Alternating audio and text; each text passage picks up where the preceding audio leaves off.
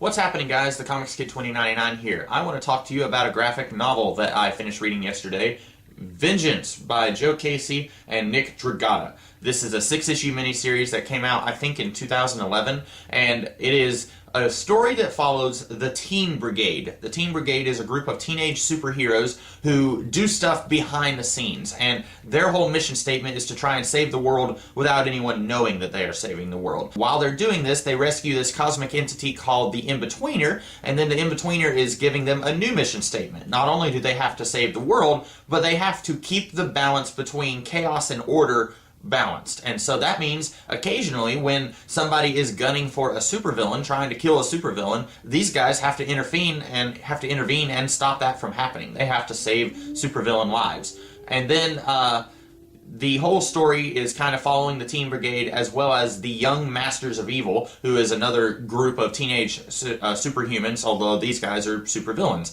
And they've kind of got their own thing.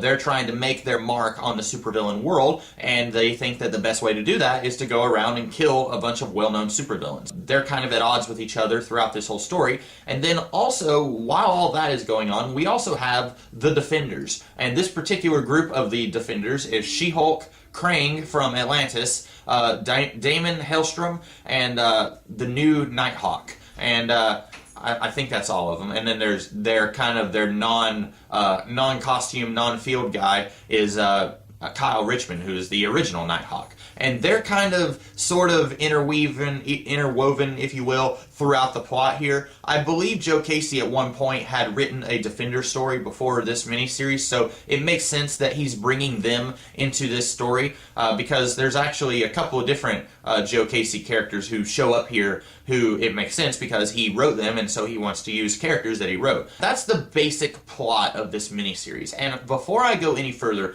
I want to say that while that is the plot here, there's a lot more going on here than just what I just said. In fact, this miniseries, I only read it once, and I'm going to go ahead and film this video before I read it again. But I do want to read it again, and this is one of the very few comic books that I feel like really needs a second reading to really understand and grasp it all. By the end of the miniseries, I feel like I understood everything that was going on, but I do think that reading it a second time will be much more helpful, and I will catch a lot more things that I did not catch the first time, because this is one of those things, when I read the first and second issue, I was very confused, and as I kept going, I was less and less confused, but I think if I go back and reread it all, I will understand it a lot more. So this is one of those things that if you don't like comics that tend to go over your head, if you read this and you're really confused and you hate that, well, maybe you don't need to read it. I liked it, I enjoyed it, and I do think that a lot of other people will enjoy it, but I would recommend giving it a little bit of time. Don't try and just burn through this thing in one afternoon. Slowly read it, take your time with it, and then after you're done reading it, read it again. Really absorb yourself in it, really surround yourself with it. Just take your time with it and really have an experience with it. That is my recommendation. There is a lot more stuff going on here that I'm not going to be able to talk about because I could talk about this book for over an hour probably. There's that much stuff. It's a very dense story for 6 issues. But first, before I get into any of that, and I don't even really know what direction this video is going to be going in because there's so much I could talk about here, I do want to talk about my one single complaint, and that is a complaint about the covers. Now, right off the bat, I'm going to say these covers are not drawn by Nick Dragotta. I don't know who did the covers, but I could probably Google that real quick, or you guys could Google it, but whoever did the covers is not the guy who did the interior artwork. And in the back of the book, Tom Brennan, who is an editor at Marvel, or was an editor at the time, he goes through this little story in an afterword, and he says that Marvel somehow got all 6 of the covers here, and they wanted to create a story around those covers. And so they came to Joe Casey, and he came up with a story that kind of incorporated all 6 of these Marvel supervillains into the story. And I feel like that is a very wrong approach to doing comic books. I personally feel like the writer and the creative team, writer and artist, should come up with a story, and from that point, then a cover should be created based on the story that they come up with. They did the exact opposite thing with Vengeance. They had a cover that really doesn't have anything to do with anything. They just had 6 really beautiful standalone pieces, and they came up to someone and they said, hey, create a story around these 6 pieces. And that's kind of noticeable when you're reading it. When I was reading this thing, I kept thinking, I'd be much more interested in this if I could see what kind of story Joe Casey would come up with if he wasn't having to include Dr. Octopus in a cameo, or the Red Skull in all of these quick spurts of flashbacks, or Loki very briefly. All these characters, they show up, and it feels a little shoehorned in because, as I find out at the end of the book, that wasn't really part of a story. That was 6 covers that were then solicited as, hey, we need you to create a story around these characters. And so the Magneto appearance here feels very strange, very unusual, and it doesn't really work for me. It doesn't really feel like something that Magneto would do, because at this time Magneto was actually allied with the X-Men. And then likewise, the Loki appearance feels very strange. And I'm not nearly as familiar with Loki as I am Magneto, but I was under the impression at this time that Loki was kind of sort of a good guy. At one point, he joins the Young Avengers, just like one of the other characters in this book, Miss America, who is part of the team brigade that this book follows. He joins the Young Avengers at one point, and I did read Fear Itself, which is the only thing that I've read with young Loki besides this, and he was kind of a good guy there. So his actions here feel very strange and unusual, and it almost feels like Joe Casey was like, oh yeah, I have to put Loki somewhere in this issue. I'll do this right here. It doesn't feel very organic with the story. I really wish that I could have read this story without all of the shoehorned appearances of these villains showing up in this story. But that's really my only complaint. I wish that I could have seen this without it being an editorially mandated story that has to include these elements. I wish I could have seen what it would have looked like without that. But having said that, it's still a really fantastic story. This is a story that it includes a lot of continuity, but it's not really a hindrance to the reader. There's a lot of continuity here that I know went way over my head. And there's a lot of stuff here that didn't go over my head, and it still kind of took me for a loop. I was like, oh wow, they're going with that. They're kind of referencing that right there. And for the most part, I think that it works very well. If you're not very familiar with Marvel characters and Marvel history, it's not going to make you scratch your head and say, I don't understand. What's going on here? What is this referencing? It holds your hand when it needs to hold your hand, and then it keeps going when it needs to keep going. It doesn't try and explain everything and say, for what this is talking about, you should go and read da-da-da-da-da. There is, like, for example, there's some flashbacks with the Red Skull. There, it kind of holds your hand as to what's going on, because otherwise it would be really confusing why we're having these flashbacks with the Red Skull throughout this miniseries. And that is another example of it kind of sort of feels shoehorned in. These flashbacks could almost completely be removed from the story, and it really wouldn't affect what's going on in the present day. It does have a bearing on a choice, I guess you could say, that one of the characters makes towards the end of the miniseries, but again, it feels really shoehorned. I love the artwork. Nick Dragata's artwork absolutely is astounding. I really love his artwork, and I cannot wait to seek out more things that he's done and see what else he has done. His art feels a little bit like Darwyn Cooke, a little bit, but more like, I can't remember the guy's name, but the guy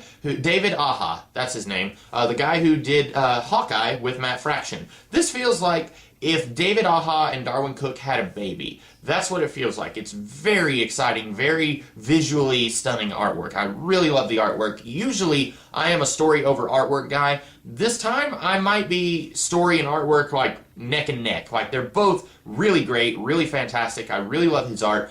This is going to be another one of those artists who I'm really sad that I haven't seen his work before now, and I'm going to be hunting it down and seeing what else he's done, because I really love what he's done here. Joe Casey turns in a really good story. He does what he's supposed to do, which is incorporate all these supervillains into the story the best way that he can, and he does a pretty good job of it. The whole story here, like I said, it follows the Team Brigade, and we're told here that the Team Brigade has actually been an institution since World War II, and it's been a group of teenagers who are saving the world behind the scenes. And if you are familiar with the Marvel Silver Age, you know that Rick Jones was part of a Team Brigade, and we find out here that that was just one of many Team Brigades, and that particular Team Brigade was kind of unintentionally responsible for forming the Avengers. And so we find out this is just the latest of many Team Brigades, and they are led by a guy who calls himself the Ultimate Nullifier, and he's basically like if James Bond was a teenager who is much more optimistic than James Bond. You know, James Bond, I look at him as a very cynical guy who's kind of seen everything. This guy is very cool and sexy and secret agent-y like James Bond, but he's got this very optimistic view of the world. And he's a very interesting character. I wish that we could see more with him outside of this miniseries. And I was looking him up, and I think there is more stuff with him, but I'm not really sure where. We also have Angel and Beak from Grant Morrison's new X-Men run. And I've said before, I think I've said this before, that Joe Casey is fascinated with Grant Morrison and his stories. And so it makes a lot of sense that he's using two of Morrison's characters from his X-Men run in this story. Now, we don't actually see either of their any of their kids. They had like 5 kids at the end of Grant Morrison's run, so I don't know where those kids are. I don't know if Joe Casey just didn't want to use them, or if they're at the school still. I don't really know. I guess at this point, the school was divided in half, so I don't know where the Bohusk Salvador kids are. But those guys are in here, and they're pretty interesting. They're not really used a lot. A lot of the other characters in this book are used a lot more and to better effect than those two. But they're kind of filling in the background, if you will. It's so that the Team Brigade can be an actual brigade and not two characters who Joe Casey is using much more. And then the other member of the Team Brigade is Miss America, who is a new character that was created for this miniseries, and then she showed up later in Kieran Gillen's Young Avengers run. And so those characters are the Team Brigade, and then at the beginning of the book, they rescue the In-Betweener. And I've talked about a lot of this already. Well, the In-Betweener was a character created by Jim Starlin in like the 1970s, only here he's a little kid. And maybe this is another one of those things that when I reread it, it's going to make more sense to me, but when I was reading it, I was a little confused why he was a little kid here. And I'm almost curious if the only reason that he's a little kid is so that Joe Casey can use him in this story, because most of the characters in this story are all teenagers, and so if he wants him to be like, and he looks like he's maybe 12, and so maybe Joe Casey just wanted to de-age the In-Betweener so that he could have him be part of this story. We find out that he's kind of here to give the Team Brigade a new modus operandi, a new mission statement. Their whole mission statement is saving the world in secret, doing it behind the scenes. Well, he says, okay, you can keep doing that, but you have to keep the balance restored, the balance between order and chaos. And, the In-Betweener, I don't know if you know what he looks like, but he is literally split down the middle, and half of him is black, half of him is white. And so he's all about the balance and kind of staying in between, hence his name, the In-Betweener. And so he is here to kind of tell them, listen, there's a group called the Young Masters of Evil. They're out there trying to assassinate all of these older supervillains so that they can make their name and kind of put their mark on the world. And you guys need to protect these supervillains to keep the balance between order and chaos balanced. And that's kind of what kickstarts this whole miniseries, and it's a pretty good premise for a series. I'm going to go ahead and say I really wish after I finished reading this miniseries, I really wish that it was an ongoing, or if not an ongoing, I wish that Joe Casey and Nick Dragotta would return and do a sequel miniseries. Maybe not an ongoing series, but a series of minis featuring the Team Brigade and their mission to try and keep balance in the world. I really wish I could see more of that, other than just what we got here. And I doubt that's ever going to happen because a couple of the characters have been appropriated and used elsewhere, for example, Miss America and Young Avengers. So I doubt that we're ever going to see this group working together in a future story, but I wish that we could. I mentioned that Joe Casey is fascinated with Grant Morrison. This book reminded me a lot of Grant Morrison's Seven Soldiers maxi series. Of course, that was like a 31, 32 issue mega series split off across 7 minis, and it was a very epic thing. And I know the word epic is overused a lot these days, but it really was epic. This is only 6 issues long, but in a lot of ways, it really felt like Seven Soldiers. That was another mega series, comic book series, that after it was done, I was really disappointed that we didn't have any sequels, any future stories with some of those characters. And then many, many years later, we did get a few, but that's neither here nor there. And the same is true here. I really wish that we could have gotten Vengeance 2 by Joe Casey and Dragotta. And also, this, in a way, feels like Joe Casey is taking characters from the Marvel Universe and dusting them off and kind of creating a new version of those characters and trying to add to the Marvel Universe. Because what Grant Morrison was doing in Seven Soldiers, and I don't want this to become a video where I'm talking a lot about Seven Soldiers, but what he was doing, he was taking these characters and concepts from DC Comics,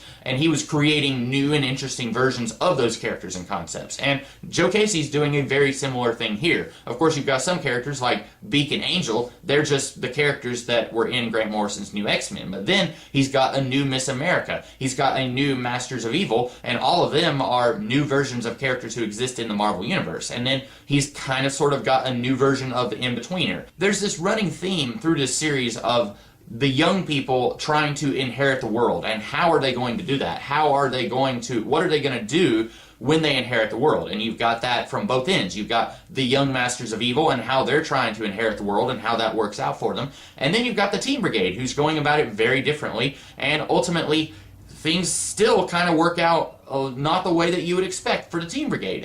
It's very interesting seeing this theme play out over this miniseries, and in my opinion, it's not a very overt, in-your-face theme, but maybe other people would disagree. I really love this book, and I've been talking about it for a really long time now. I could talk about this for an hour, probably. I love this miniseries. I am definitely going to read it again. If you have not read Vengeance by Joe Casey and Nick Dragotta, please do so. This is an amazing miniseries. I really love it. Out of everything that I've read this calendar year, it is my favorite comic that I've read this year. I love it. I cannot recommend it enough. It is very fantastic. This is the kind of book that I could write an essay about if I was still in college, and if I had the opportunity to write an essay about it. This is the kind of book that deserves that kind of critical thinking. It is an incredible book, and it really, I'm doing it a disservice by just going unscripted with this video and just trying to tell you about it. But it's awesome, it's amazing, you guys should definitely read it. And that is what I thought of this miniseries. I hope that you guys liked this video. I hope that I was able to convince you to go and pick this miniseries up. And I will see you guys later in the week with a different kind of video. So, take care.